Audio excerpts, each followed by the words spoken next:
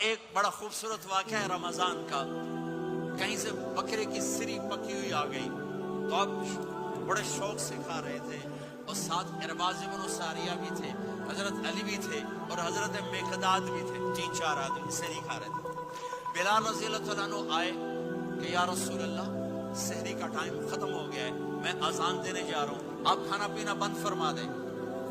اب میں کہا ٹھیک ہے، وہ باہر چلے گئے، اذان دینے لگے، پھر خیال آیا میں دیکھ لوں کہ آپ نے کھانا چھوڑا کہ نہیں چھوڑا۔ واپس آئے تو آپ کھا رہے تھے، کہ یا رسول اللہ واللہ لقد اصبحت، اللہ کی قسم صبح ہو گئی۔ آپ نے ہاتھ پیچھے کر لیا، کہا ارے بلال نہیں ہوئی تھی، نہیں ہوئی تھی، تیرے قسم کھانے پر اللہ نے پہلے نکال دیا اس کو، کہ تیری قسم جھوٹی نہ پڑے۔ حضرت علی نے فرمایا اگر بلال قسم نہ اٹھاتے تو جب تک میرے نبی کھاتے رہتے اللہ صبح کو پیچھے ہٹاتے جاتے۔